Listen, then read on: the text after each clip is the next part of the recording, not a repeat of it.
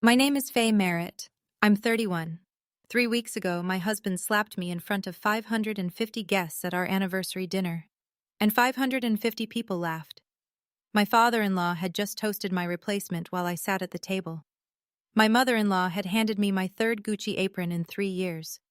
My own husband was holding another woman's hand under the table. When I stood up to speak, his wedding ring split my lip. They didn't know the 2 words I was about to text my dad. They didn't know those 2 words would erase their family from Boston real estate in 72 hours. Before I take you there, if stories like this one matter to you, please like and subscribe. And in the comments, tell me where you're watching from and what time it is for you right now. I read every one. Now let me take you back 3 weeks, to the night I still believed love was enough. Let me back up further. 4 years. The first dinner I ever had at the Alden house in Brookline. I wore a gray sweater I'd owned since law school. I brought a pecan pie I'd baked that morning at 6. I'd met Declan 8 months earlier, and I loved him the way you love someone you haven't told the whole truth to yet. Vivian opened the door. She looked at my sweater for 3 full seconds. Oh, Faye, how delightfully homespun. She did not take the pie. She handed it to the housekeeper. Raymond was in the library. Whiskey. Eyes on me before I sat down. Tell me about your people, Faye. I'd practiced this. My father works in automotive. My mother passed when I was 19. Raymond smiled. Automotive, so he's a mechanic. He started out that way, yes. A grease monkey. He turned to Declan. Son, you're marrying down. Declan laughed. It was soft. It was short. But he laughed. Vivian touched my wrist. Oh, honey, that's so sad. About your mother, truly. The word sad got stuck somewhere between her throat and her teeth, like she'd never used it before. I excused myself to the bathroom. I stood at the sink. I looked at my face in the mirror for a long time. I decided, quietly, not to tell Declan who my father really was. I wasn't ashamed. I wanted to see if he would stand next to me when he thought I had nothing. That decision would cost me 3 years. It would also save me everything else. When I came back, Declan was laughing with his father about a tennis match. He did not look up. Here's what I wasn't telling him. My father's name is Arthur Merritt. He is 62. He has a permanent grease stain on his thumb knuckle that he got in 1987 changing a timing belt, and he will show it to anyone who asks. In 1985, he was a mechanic in Worcester.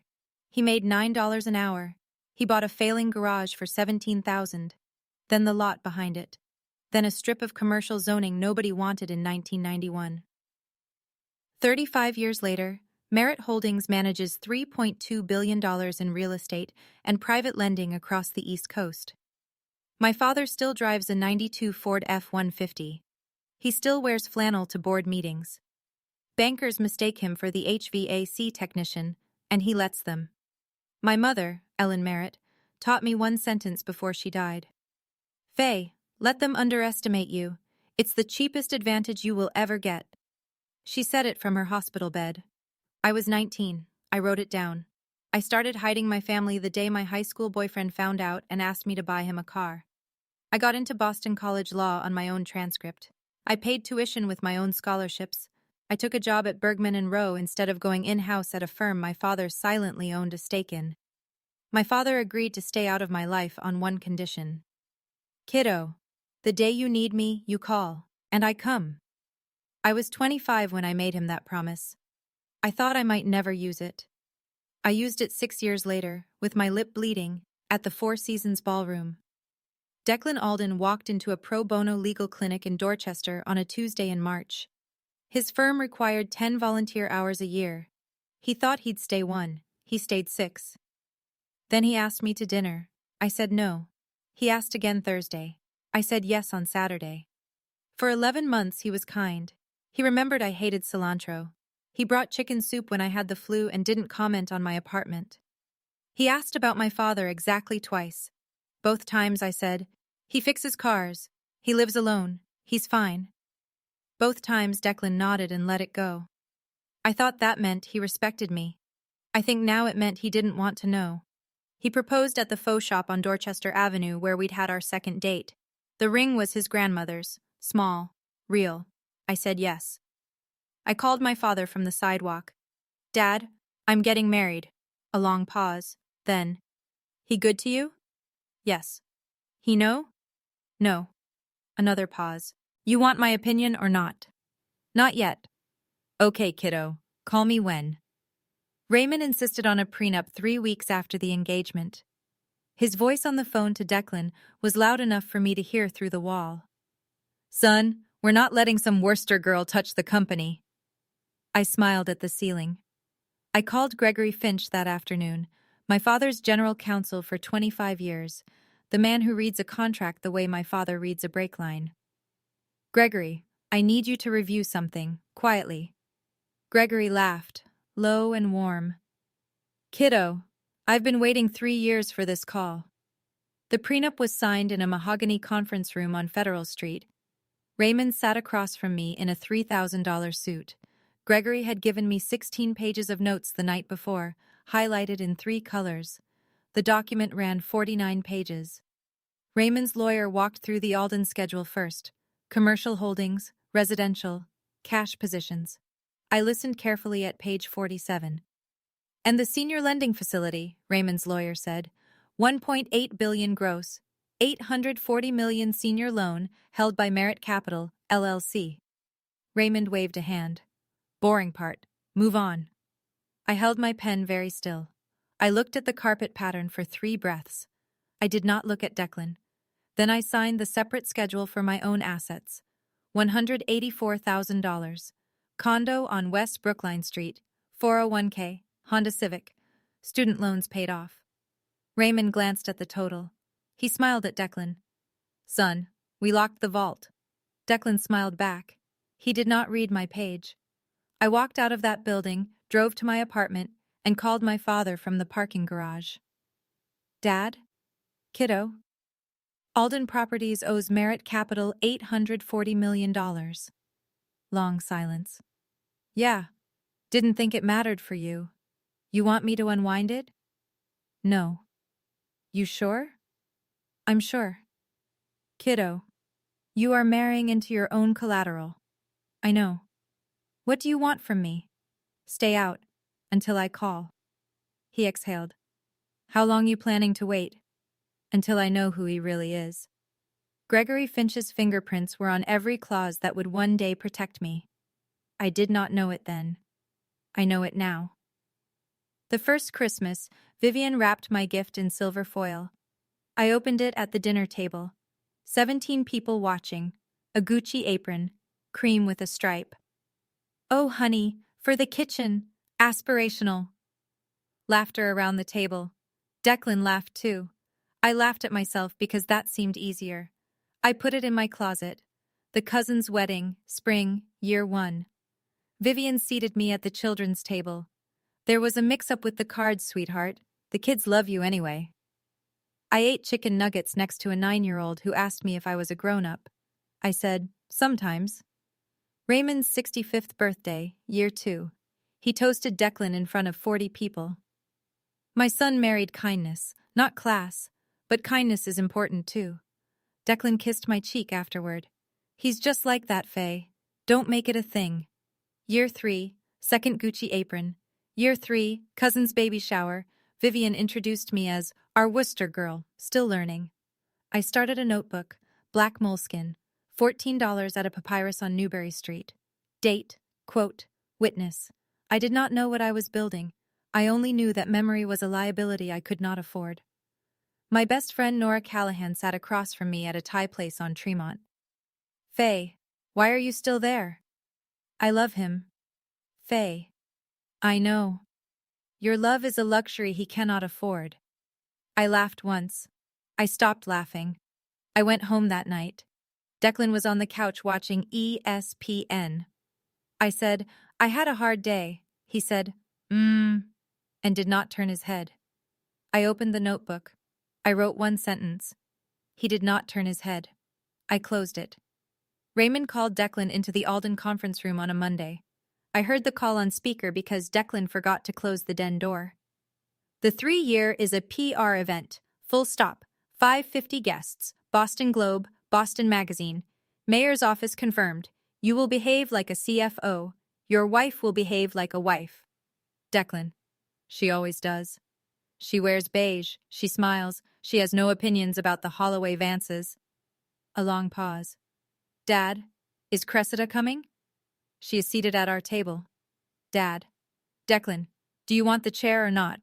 I want the chair. Then you behave. The call ended. Declan came into the kitchen where I was chopping carrots. He did not say I'd heard. He did not say I hadn't. He said, Babe, I need you to smile a lot on Friday. We have a business situation. I said, What situation? You won't understand the finance. I finished the carrots. I said, Okay. That night my phone lit with an email from Gregory Finch. Faye, Alden Properties Q4 compliance report filed today. 3 debt covenants in breach. Continuous since month 14. Merit Capital Compliance Desk has been holding the default letter at Arthur's instruction. He asked me to tell you nothing has changed. He is waiting on your word. GF. I read it twice. I put the phone face down. Declan came out of the shower. What's wrong? Work. Good. I need you solid on Friday. I'll be solid. I went to the closet. I took out the beige dress Vivienne had approved. I hung it on the back of the door. I looked at it for a long time. The Four Seasons ballroom holds 550 at round tables of 10. Marble columns, 3 chandeliers, a string quartet in the corner playing Pachelbel on a loop, like someone had paid them to stay polite. I wore the beige dress. I wore small pearl earrings, my mother's. I don't lie about that part to myself anymore. Cressida Holloway Vance was at the entrance when we arrived. She hugged Declan for 4 seconds longer than she hugged me. She hugged me for 1. Raymond introduced me to a state senator. This is my son's wife. She's local. The senator shook my hand. Which firm? Bergman and Rowe. Contract work mostly. His eyes flickered. Your name is Merritt? Yes.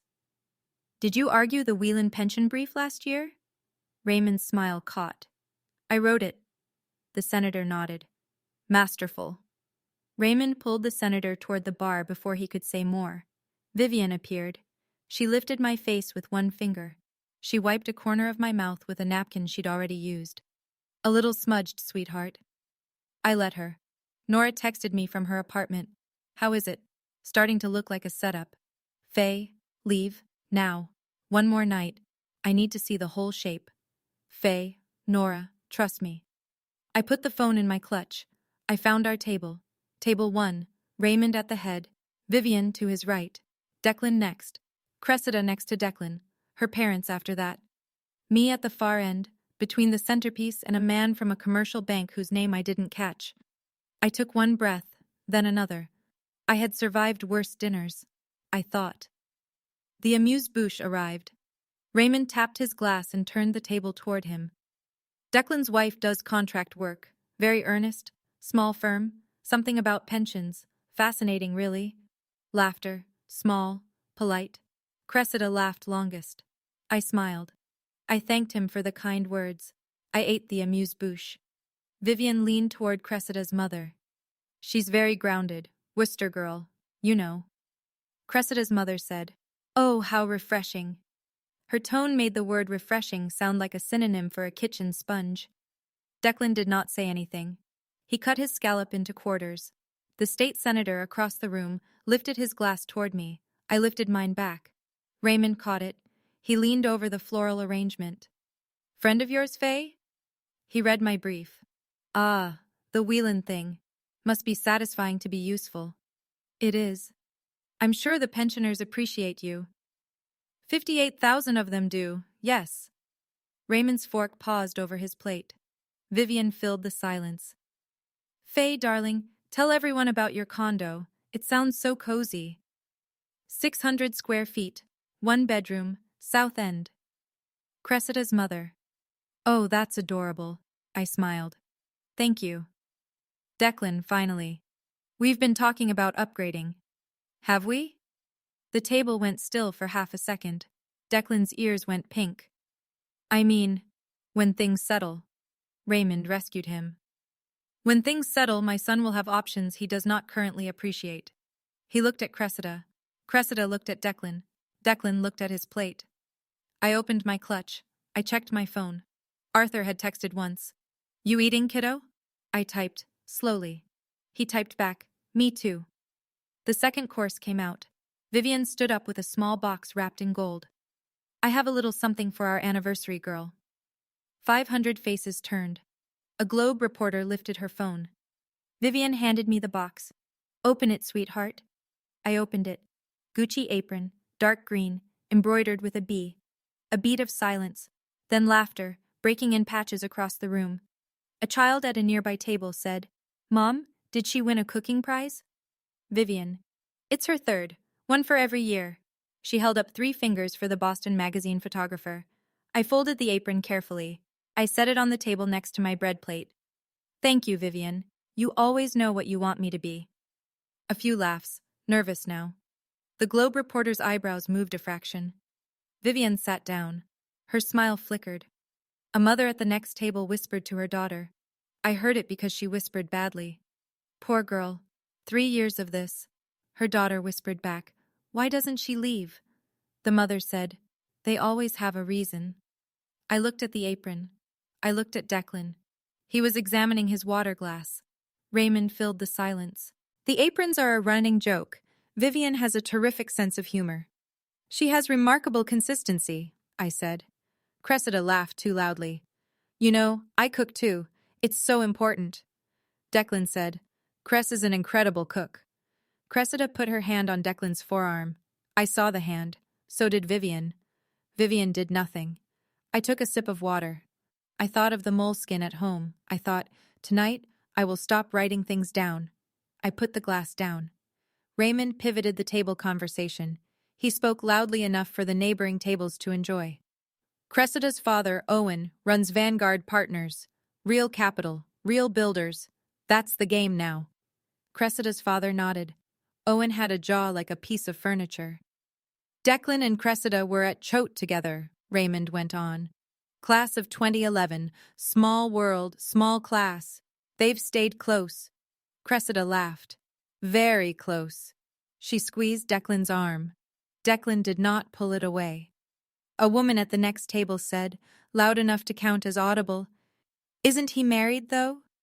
Her husband hushed her. Vivian said brightly, "Old friendships are such a blessing. Don't you think, Faye?" I looked at her. "I think they should stay old when people are married to other people." A small, sharp silence. Raymond chuckled. "Oh, Faye's being protective. It's adorable." I did not say adorable back. I drank my water. Cressida leaned across Declan. She spoke to me for the first time that night. "Faye, we're just old friends. Don't be insecure." 15 words. I counted them later. She had rehearsed it. I smiled. "I'm not insecure, Cressida. I'm observant." Her smile dropped 1 millimeter. Declan said, "Babe, please, just eat your fish." Babe. He had not called me babe in 4 months. He had called me Faye in every argument since February. He was performing. For his father, for the Holloway Vances, for 547 other people who thought Cressida was a candidate. Raymond raised his glass.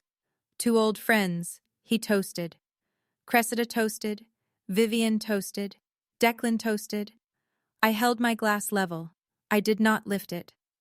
Raymond turned to me with a new smile. The smile he wore when he was about to do me a courtesy. "Faye, how's your father? Still tinkering?" "He's well, thank you." "Does he still have that little garage down in Worcester?" "He has a workshop, yes." "I keep meaning to send him a car. My Mercedes has a belt wine. Figure, keep it in the family." Laughter at the table. The bankman next to me laughed politely. Cressida's father did not laugh. I noticed that. Declan laughed. He laughed the loudest. His head tipped back. He said between breaths, "Dad, stop. He'd probably charge you regular rate." More laughter. Declan, warming to it, louder now. "We tip him on Christmas. It's cute." The table laughed harder. I watched my husband for 2 full seconds. I had seen Declan laugh at many things in 3 years. I had never seen him laugh like that. Eyes bright, shoulders up, performing. The laugh of a boy at his father's feet who had finally been let inside the joke. He did not look at me while he laughed. He looked at Raymond, and Raymond looked back at him like a man handing over a set of keys. Something inside my chest went very quiet. Not broken. Quiet. The kind of quiet that happens in a courtroom when a juror has just made up her mind. I picked up my fork. I cut a piece of fish. I chewed it slowly. I thought, that's it. That's the moment. I wrote nothing down. I did not need to. I would remember that laugh for a long time.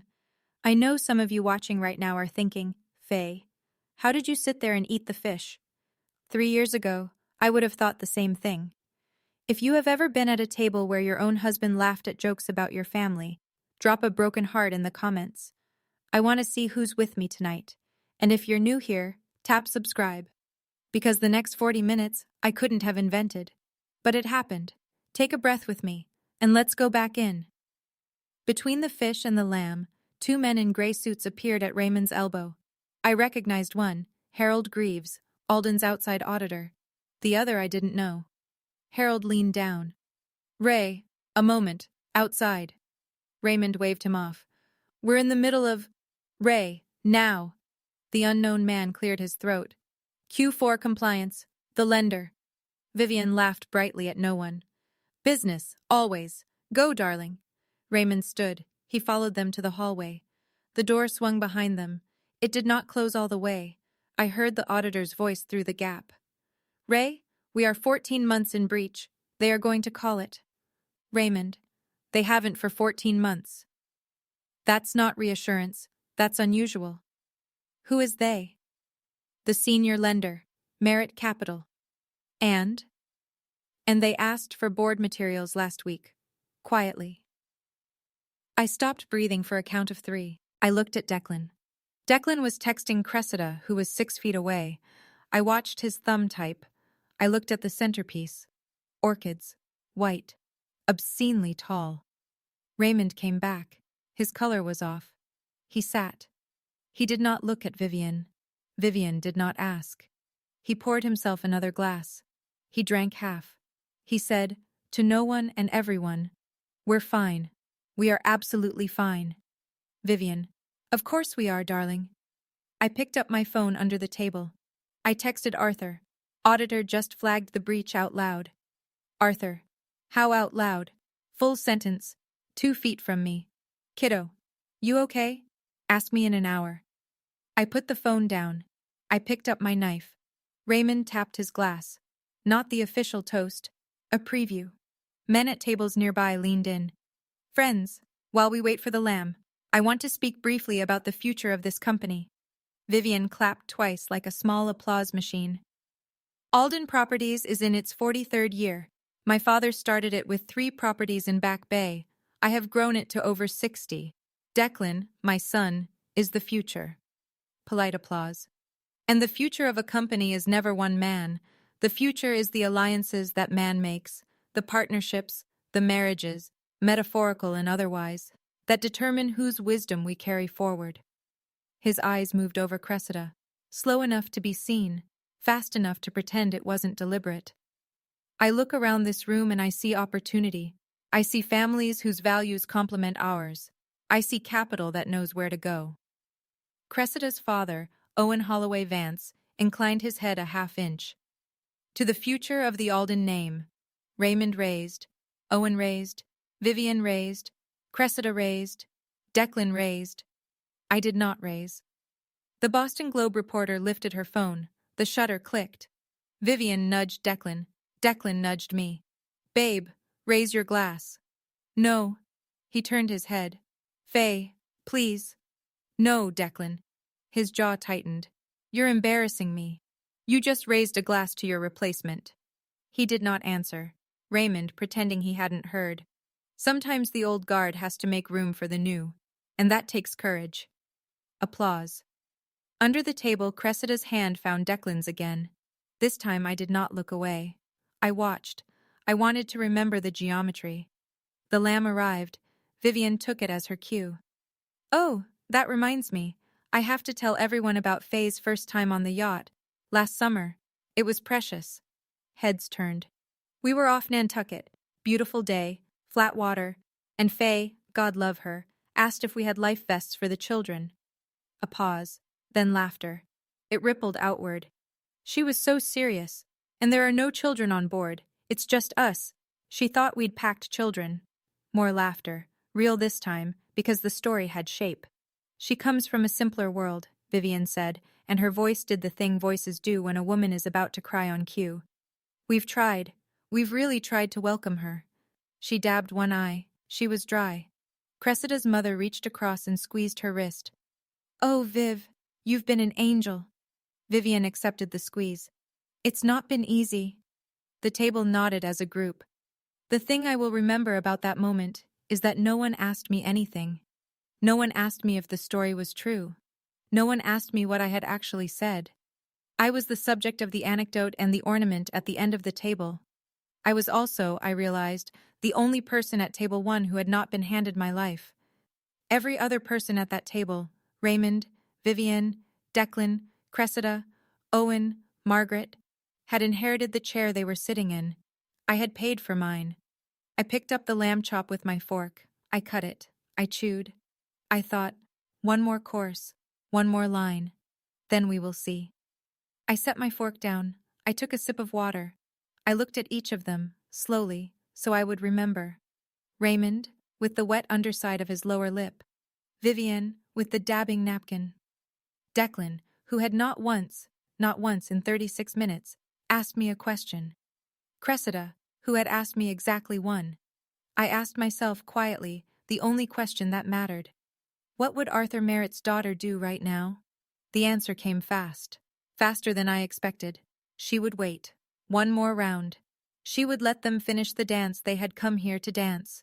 She would give Raymond the rope he had already purchased, and when he tied it, she would step aside. I remembered my mother, thin in a hospital gown, oxygen in her nose. She had looked at me and said, Faye, the people who need to make you small are never small themselves. They're terrified. Do not comfort that. I had been 19. I had not understood what she meant. I understood it now. At a Four Seasons ballroom, with a Gucci apron by my bread plate and a husband who had stopped being my husband somewhere between the amuse-bouche and the fish. I took out my phone. I did not text Arthur. Not yet. I opened the Notes app. I typed 3 words. End it tonight. I closed the phone. I smiled. I lifted my fork. Nora texted again. I did not look. I thought about the prenup. I thought about Gregory Finch. I thought about the 14 months of covenant breach sitting in an envelope on a compliance desk on Summer Street. I thought, all I have to do is stand up when he asks me to sit. Declan stood. He leaned down. His breath smelled like whiskey and crab.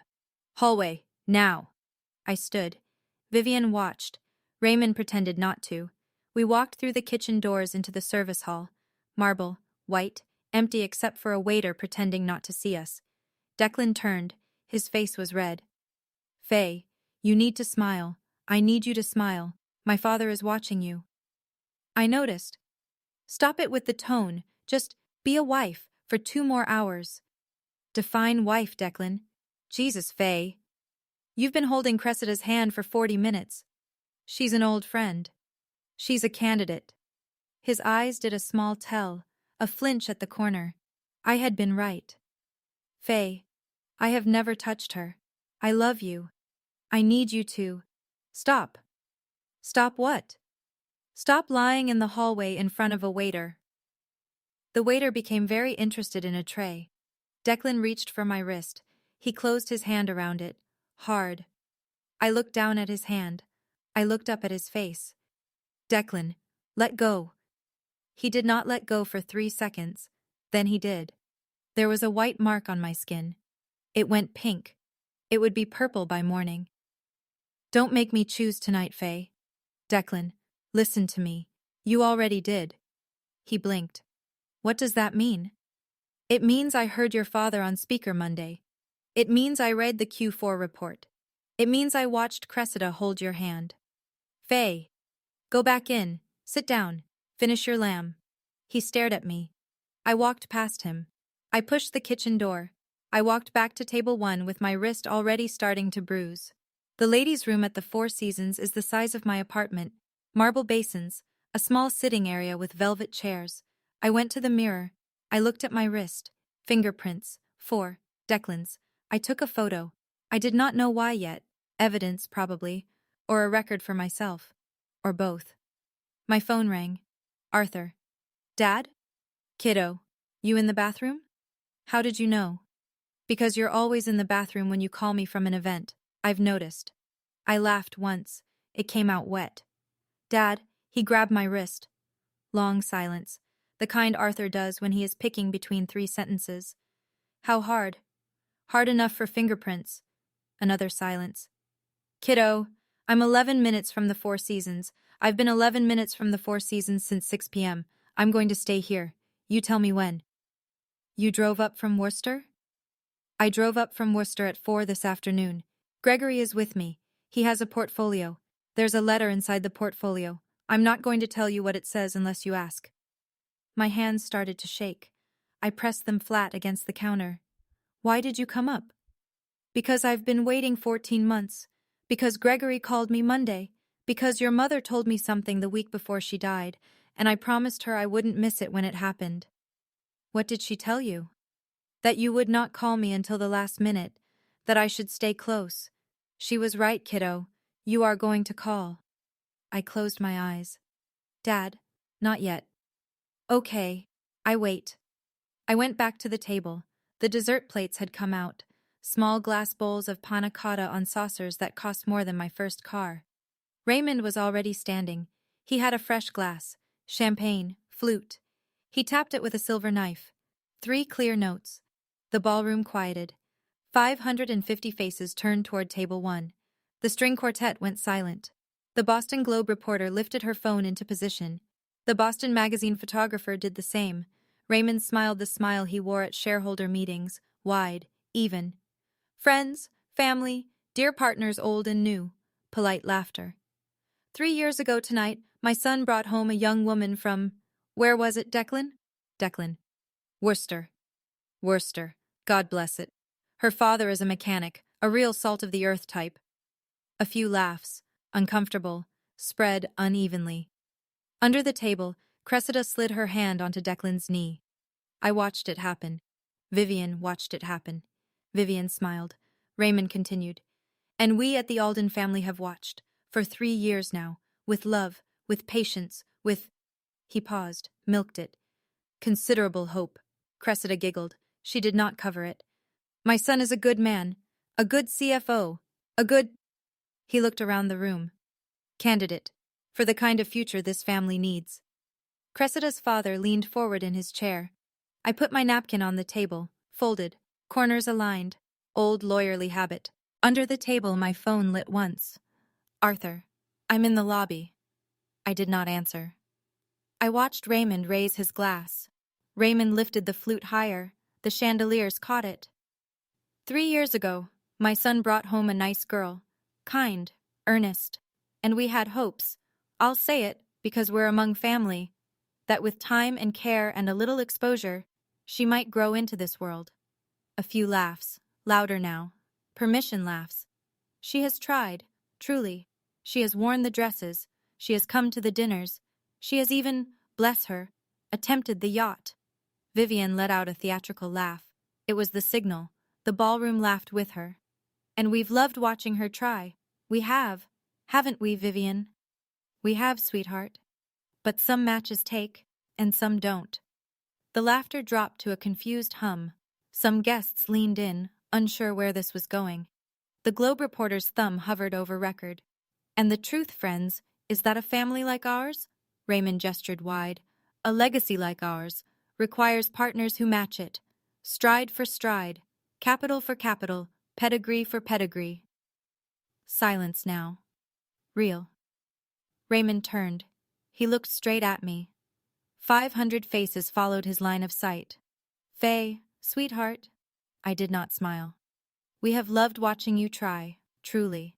But tonight, in front of our dearest friends and partners, I think it's time we all acknowledged what we've come to understand. He paused for the heartbeat I will remember for the rest of my life. That my son's next chapter belongs to a woman who was raised to write it. Silence. 3 full seconds, then a lone laugh. Cressida, then a scatter of laughs, Then applause. Thin. Raymond smiled at his son. To Declan. Declan stood. He lifted his glass. I stood. Everyone else was sitting. I was standing. Declan was halfway out of his seat with his glass raised. Raymond was mid-toast. Vivian's smile was frozen. 550 faces rotated toward me. I did not raise my voice. I spoke the way I speak in a deposition. Raymond. The ballroom went quiet. You've spoken for 3 years. Let me speak for 3 minutes. Raymond's glass lowered. His smile became a thing he was holding in place. I married your son because I loved him. I signed your prenup because I had nothing to hide. I sat at your Christmas dinners in an apron. I thought politeness was strength. The Globe reporter hit record. I saw the red dot. Tonight, in front of your partners and your press, you toasted my replacement, in front of me, with my husband. I turned. Declan. He had frozen with the glass in the air. You held her hand under the table. For 40 minutes, I counted. Cressida's mouth opened. Vivian, you gave me a 3rd Gucci apron this year. I have 3 closets and 3 aprons. I'd like to return them all. Vivian's hand found her pearls. I turned back to Raymond. And Raymond, you called my father a grease monkey, in front of my husband, 3 years running. Tonight your son laughed, louder than he's ever laughed in our apartment. Raymond set his glass down. Faye, I am not finished. The ballroom did not breathe. You'll want to sit down now, Raymond. He did not sit down. I said evenly. I asked nicely. Declan stepped around his chair. His face had gone the wrong color. Declan walked around the table, slowly, like a man who had rehearsed it in his head without knowing he was rehearsing. He stopped in front of me. He was 6 inches taller. He was drunk.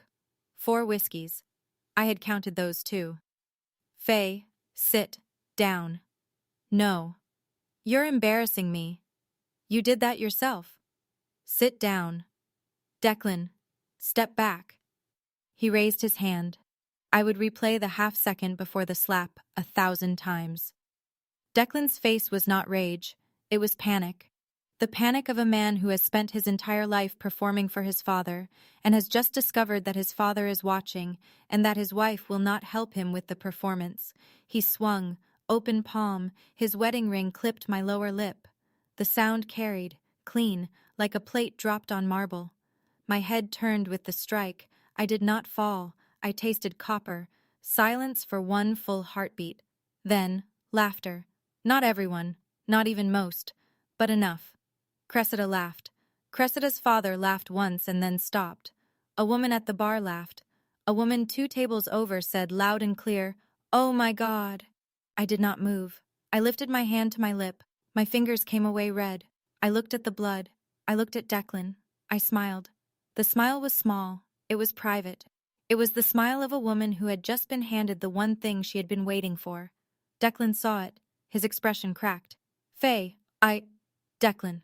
I reached for my phone. I did not shake. I did not cry. I opened my phone.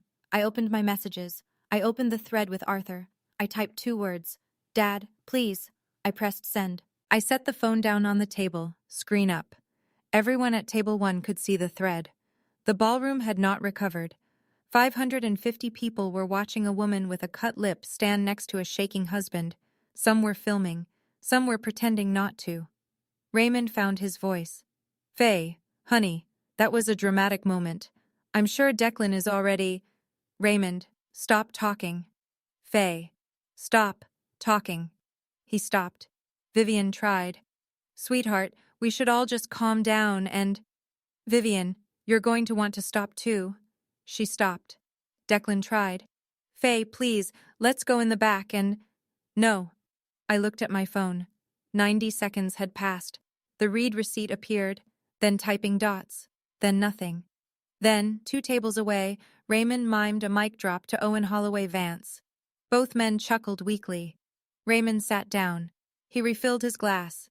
He raised it and said to the room, Nothing to see, folks. Young love, let's bring the dessert carts out. Vivian waved at a waiter. More wine to table 4. The string quartet, nervous, began to play again. Something soft. Something that did not fit. Declan sat down heavily next to Cressida, who had not moved. For about 40 seconds, it looked to the room like the moment might pass, like the ballroom might metabolize it, like Raymond might actually win. Then the double doors at the back of the ballroom opened. The doors are 11 feet tall. They opened both sides. Arthur Merritt walked in. He wore a navy blazer over a dark flannel shirt, work boots, jeans with a crease from Worcester. He had a small scar on his thumb knuckle from 1987 that the Boston Globe would later photograph. Behind him walked Gregory Finch in a gray suit, holding a leather portfolio. Behind Gregory walked two junior associates from Merritt Capital, carrying sealed manila envelopes. The ballroom noticed them in layers. The servers noticed first. One of them dropped a tray of spoons. It clattered. No one laughed. The bankers noticed second. 3 men at table 14 stood up at the same time, like dogs hearing a whistle. One of them whispered, "Oh no." Raymond noticed third. His face went the color of dry cement. Owen Holloway Vance noticed fourth. He turned to his wife and said audibly, "That's Arthur Merritt." His wife Margaret whispered back, "Why is Arthur Merritt at the Alden anniversary?" Owen did not answer. He was watching Arthur walk. Arthur crossed the ballroom at a mechanic's pace, unhurried, the way he walks through a garage. He stopped at table 1. He looked at me first. "Kiddo, lip." He pulled a white handkerchief from his blazer pocket. He dabbed my lip. His hand was steady. It smelled faintly of engine degreaser. It always does. "You okay?" "I am now." He folded the handkerchief. He put it back in his pocket. He turned. "Raymond." Raymond had not blinked in 20 seconds. "Arthur, what are you?" "Raymond, been a minute since the Q2 loan review." Vivian to Cressida's mother, very quietly. "Margaret, who is he?" Margaret, louder than she meant. "Viv, he owns your loan." If this moment just gave you chills, drop the word dad in the comments. I want to see who's here with me tonight. What happens next is the part I still can't watch back without feeling my own heartbeat. It doesn't happen with lawyers running in with briefcases. It doesn't happen with shouting. It happens with one quiet sentence from my father and a single pen. The people who laughed at my family thought power is loud. My father taught me power is patient. If you're with me on that, tap subscribe.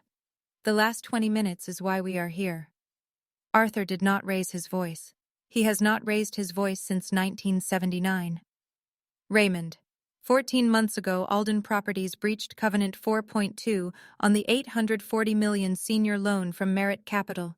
Debt to equity. You breached it again in April, and July, and last month. Raymond's mouth opened. No sound came out. "I gave you 14 months, Raymond, because my daughter asked me to." A gasp at table 4. A banker at table 14 sat down hard. "Tonight your son put his hands on my daughter. Twice." Declan's face went the color of milk. "Twice?" "The wrist earlier, the face now, both in a Four Seasons hallway, both in front of witnesses." Gregory Finch stepped forward. He opened the leather portfolio. He took out a single document, 3 pages, notarized. "Notice of event of default and acceleration," Gregory said. His voice carried, not loud, clear. "Delivered to the corporate secretary of Alden Properties via certified mail at 6:47 this evening, 63 minutes ago. A second copy is here for your personal acknowledgement." He set it on the white tablecloth, in front of Raymond's panna cotta. Raymond stared at it. "Arthur, we have a cure period. We have 30 days. You have 30 days, Raymond. Use them." Declan from his chair. "Dad, what loan?" The ballroom heard it. Arthur turned to Declan. His voice did not change. "Son, you're the CFO. I didn't. You signed the disclosure statement in March, 8 months ago. My name is on page 12. Declan made a sound that wasn't a word. "You signed it," Arthur said. "You did not read it." Cressida let go of Declan's hand. I turned to Declan. The whole ballroom watched. "I'm filing tomorrow. 8 a.m. Massachusetts at-fault grounds. Cruelty, tangible injury. I have the photograph of my wrist. I have the cut on my lip. I have 500 witnesses." Declan stood halfway. "Faye, please, I was drunk. You were clear." "The prenup," We can. The prenup holds, Declan. Section 7, subsection B, separate property. Gregory drafted it. He represents my father. He represented me. You did not read it either. Cressida gathered her handbag. She stood up. She walked, on heels that could not handle marble at speed, toward the side exit.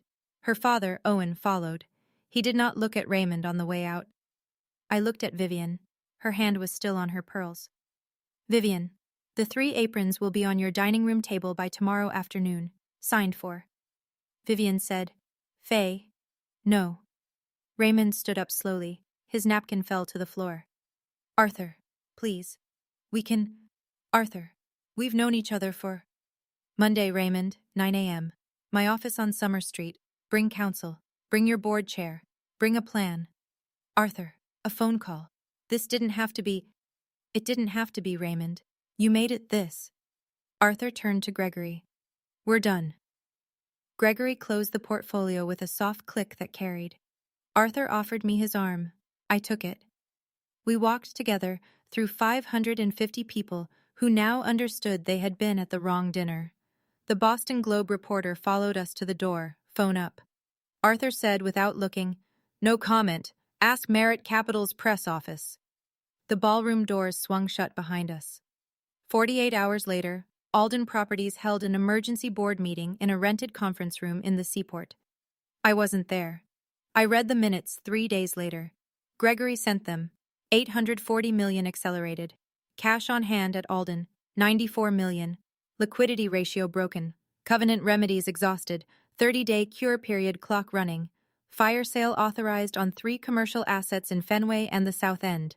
Target, 60 cents on the dollar. Best case. Board Motion 1. Remove Raymond Alden as CEO for failure to disclose covenant breaches to the Board of Directors. Vote. 7 in favor, 2 abstain. Board Motion 2.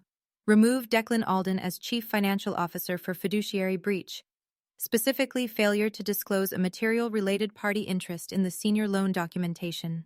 Vote. 9 in favor, 0 abstain.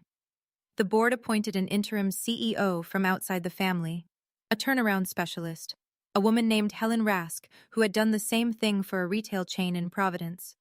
Helen's first public statement was 2 sentences. Alden Properties is executing orderly asset disposition under the supervision of our senior lender. We are committed to transparent recovery for our stakeholders. The Boston Globe ran the story the next morning. The Boston Magazine put my last name in the 3rd paragraph. 2 paragraphs later, it mentioned my father's. It called him self-made. It mentioned the garage. I sat in my South End condo on Sunday morning with coffee and the Globe. I read it once. I put it down. I did not save it. Nora called. Faye. I know. Faye. I said I know. You did it. My father did it. Faye. Who called him? On Monday, the Brookline Women's Club Executive Committee held a quiet vote. Vivian's name was removed from the Spring Gala Host Committee. No statement, no email, just her absence from the next newsletter. 2 of her oldest friends canceled lunch at Harvest on Tuesday. A third told her, at a Starbucks on Beacon Street, Viv, the story is everywhere. I can't be seen with you right now. I'm sorry. Then she left her latte on the table. Vivian drove to my condo on Wednesday afternoon. She did not call first. She stood at the lobby intercom for 10 minutes. The doorman let her up only because I told him to. She came through my door without being invited in. She sat on my couch. She had not slept. Faye, please. I want to say, I should have. I didn't. Vivian. He's my husband. He's everything I. Vivian. Please don't destroy us. Please. I'll do anything. I'll apologize publicly. Vivian, look at me. She looked up. Mascara had failed. I forgive you on my own behalf. I do. That is the only forgiveness I have the authority to offer. I do not speak for Merritt Capital. I do not speak for the Alden Board. I do not speak for the SEC. The S... What? Gregory will explain. Call him Monday. Faye, I was going to love you. Eventually. I promise you. Vivian, I heard you. She cried. I let her. I did not comfort her. After 20 minutes, she left. I threw out the cushion she had sat on. Not out of cruelty, out of a feeling I can only describe as cleaning. Declan came to my firm on Thursday. Lobby. He had not shaved. His blazer had a stain on the lapel. Security called up. I told them to send him to conference room B. Glass walls. Witnesses. He sat. He put his hands flat on the table. He looked at his hands. Faye. Declan. I'm losing everything. The house, the car. Dad might. There's an SEC inquiry. The disclosure thing. They're calling it material misrepresentation. I know. The lawyer said I could be deposed. I could be, Faye. I don't even know what I signed. I know that too. We could leave it all. Go somewhere. I'd leave him. I'd leave them. Declan, stop. He stopped. I slid a black moleskin across the table. I had rewritten the entries in blue. 12 pages. What is this? 3 years of notes, dates, quotes, witnesses. Every time your father insulted my father. Every time your mother gave me an apron. Every time you laughed and did not turn your head. He opened it. He read the first page. He put his hand over his mouth. Faye. I'm not giving it to the court, Declan. I'm giving it to you. So you know I wasn't surprised. I was patient. I'm so sorry. I believe you are sorry. I also believe it took losing everything to get you there. The job, the father, the house. That is not enough for me. He was crying. I did not move. Goodbye, Declan. Faye. Don't come back. Not the firm, not the condo, not the clinic, not ever. I stood. I walked out. He did not follow. By the following week, the SEC had opened a preliminary inquiry. Not a charge, not yet. Just a subpoena for documents. The question on the record, whether Alden Properties' failure to disclose 14 months of continuous covenant breach to its public bondholders constituted material misrepresentation. Raymond's outside counsel charged $690 an hour. The retainer was $2 million. Vivian put the Brookline house on the market in the third week. Ask price, 9.6. Zillow estimate, 7. The Boston Globe ran a follow-up on Sunday. Business section. Above the fold. Photograph. Raymond entering his lawyer's office on Federal Street, face down, hand up to block the camera. The caption read, Raymond Alden, removed as CEO of Alden Properties last month, exits counsel after a 3-hour meeting. A reporter called my office. Her name was Janet Park. She had been on my brief of the Whelan case the prior year. Faye. Janet. I have to ask, was this personal? I thought about it for a full 3 seconds. Janet. It was financial. It was always financial. They signed the documents. They didn't read them. My father's compliance desk did. But the slap? The slap was the end, not the reason. Ask Merit Capital's press office. They have a statement. She wrote it down.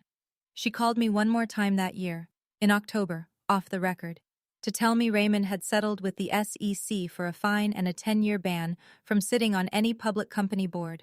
No jail, no trial, just a 10-year ceiling on a life that had been all ceiling. I said, "Thank you for telling me, Janet." I meant it.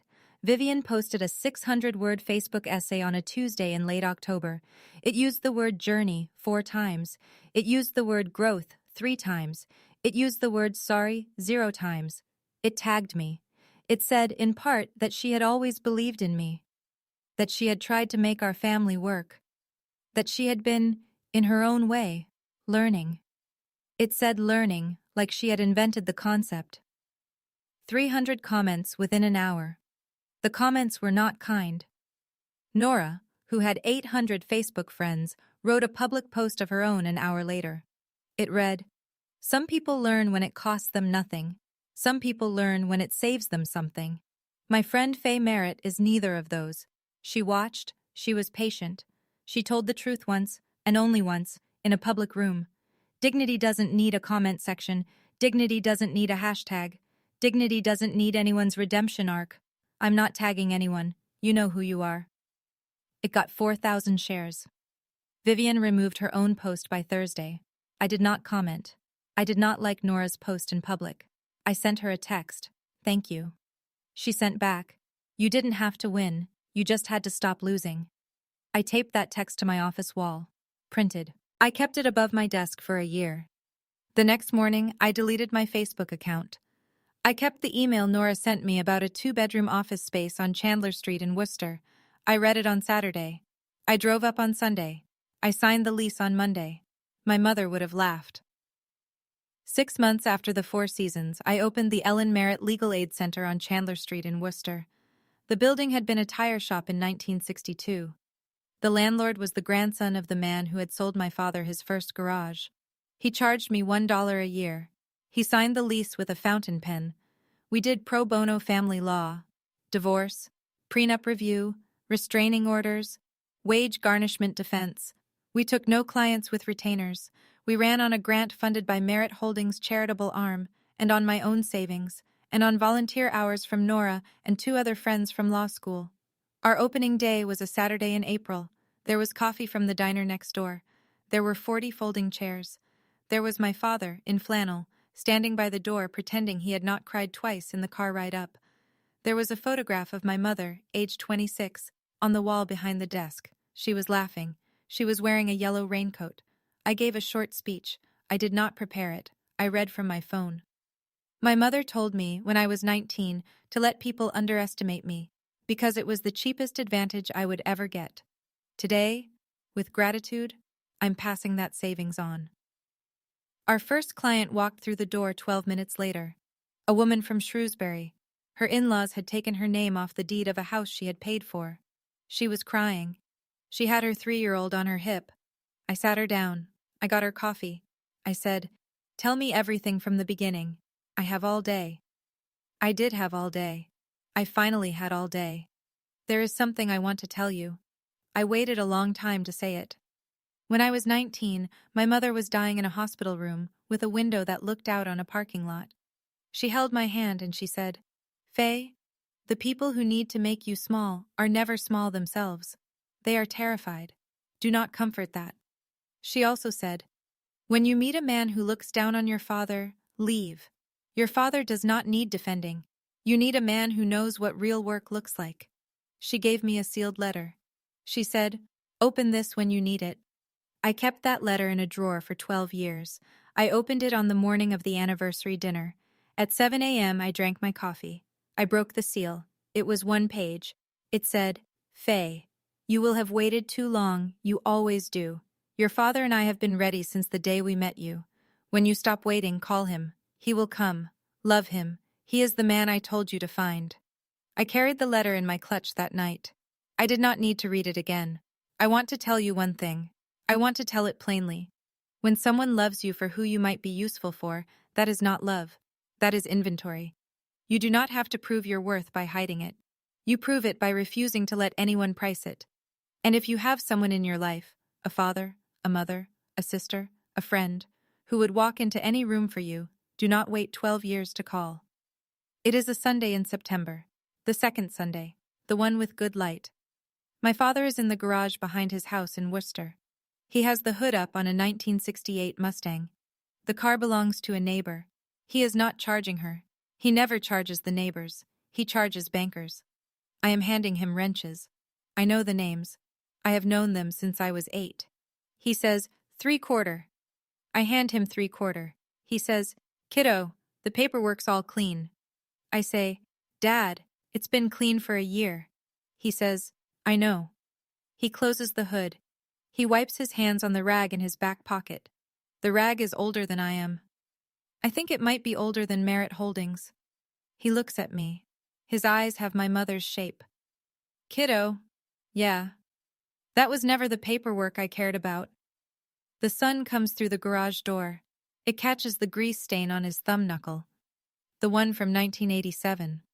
I lean against the Mustang. I close my eyes.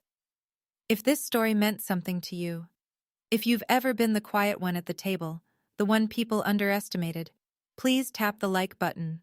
Subscribe so you don't miss the next story. Scroll down to the description. I've linked 2 more videos down there. One begins at a funeral. One begins at the reading of a will. Both end in the same kind of silence this one does. In the comments, tell me who the Arthur is in your life. The one who would walk into any room for you. I'll read everyone. I promise.